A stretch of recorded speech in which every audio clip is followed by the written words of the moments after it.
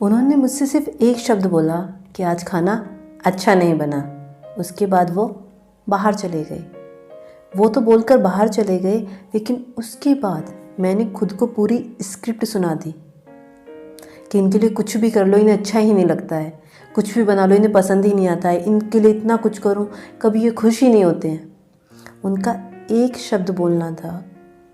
उसके बाद मैंने पूरी इमेजिनेशन स्टेज रेडी कर ली, जहाँ पर दोनों रोल मैं ही प्ले कर रही हूँ। वो भी कुछ बोल रहे हैं उधर से और मैं इधर से कुछ बोल रही हूँ। अब क्या हुआ, मैंने इतनी ज़्यादा स्टोरी क्रिएट की कि मेरी खुद की मन की स्थिति डगमगाने लगी। अब जब मन की स्थिति डगमगाने लगी है तो अब क्या होगा, मैं उनसे बात ही नहीं करूँगी। ये हम सभी ने आजकल एक नया रूल बनाया है, ये नया संस्कार बना है हम सबका कि अगर हम किसी से नाराज़ हैं, गुस्सा है तो हम उससे बात ही नहीं करेंगे। और उसकी भी एक टाइम लिमिट सेट की हुई है। कोई 1 घंटा बात नहीं करेगा, कोई 1 दिन बात नहीं करेगा, कोई 10 दिन बात नहीं करेगा और हो सकता है कोई 1 महीने बात ना करे। अब हमें क्या लगता है कि इतने समय अगर हम उनसे बात नहीं करेंगे तो चीज़ें नॉर्मल हो जाएंगी, लेकिन नहीं, हम सिर्फ मुंह से उनसे बात नहीं कर रहे हैं, माइंड से पूरी तरह उन्हीं से बात किए जा रहे हैं, उन्हीं को नेगेटिव थॉट भेजे जा रहे हैं, उन्हीं के बारे में नेगेटिव सोचे जा रहे हैं, उन्हीं को गलत वाइब्रेशन दे रहे हैं। देखिए, जब 1 घंटे बाद उनके साथ नॉर्मल होना है या 1 दिन बाद नॉर्मल होना है तो वो तुरंत क्यों नहीं।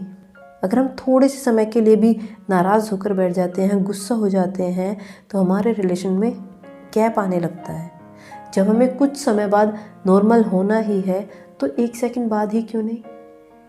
कुछ भी हुआ, उन्होंने मुझे बोला, मैंने जो भी उन्हें बोला, उसके बाद तुरंत नॉर्मल हो जाइए, क्योंकि हमें अपने रिलेशन को अच्छा करना है, क्योंकि हमें साथ रहना है।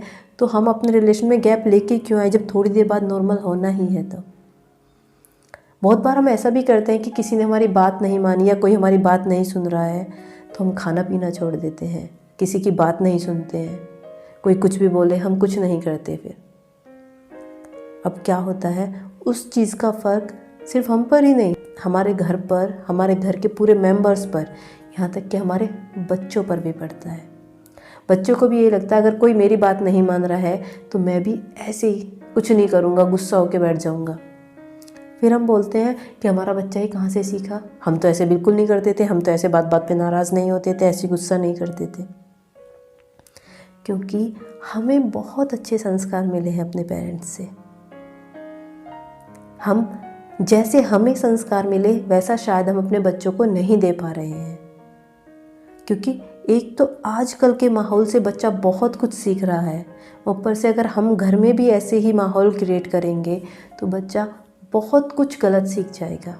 तो हमें अपने बच्चों के लिए एक उदाहरण बनना है कि कोई बात हुई उस पर तुरंत स्टॉप, कि ये बात ज़्यादा बड़ी है ही नहीं कि इसको इतना लंबा खींचा जाए।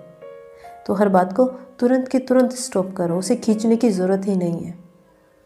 इसके लिए पर आपको अपने मन पर और अपने शब्दों पर पूरा कंट्रोल रखना है, क्योंकि जब आप ये चीज़ें करना स्टार्ट करोगे तो हो सकता है आपके सामने एग्ज़ाम थोड़े ज़्यादा आए, लोगों से आपके झगड़े थोड़े ज़्यादा हों, लेकिन उसी वक्त हमें ध्यान देना है कि हमारा किसी से भी अगर बहस हो रही है, किसी बात पे झगड़ा हो रहा है, हमें तुरंत उसे स्टॉप कर देना है, क्योंकि हमें खुद की स्थिति अच्छी रखनी है और अपने रिश्तों का आधार भी अच्छा लेकर चलना है।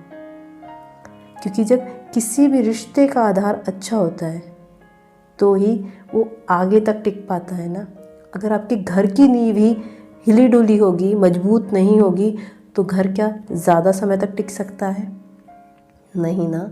सेम आपको अपने रिश्ते को भी ऐसे ही बनाकर चलना है, उसकी नींव एकदम मजबूत रखनी है ताकि आपका रिलेशन आगे तक स्ट्रॉन्ग रहे। आपको किसी तीसरे बंदे को इन्वॉल्व ना करना पड़े अपने रिलेशन को ठीक करने के लिए। तो चलिए 7 डेज़ के लिए प्रैक्टिस करके देखते हैं। अपने ऊपर पूरा ध्यान रखना है ताकि हमारा बच्चा हमसे जो सीखे अच्छा सीखे, हमारे बच्चे की जो नींव है वो मजबूत होकर चले। ओम शांति।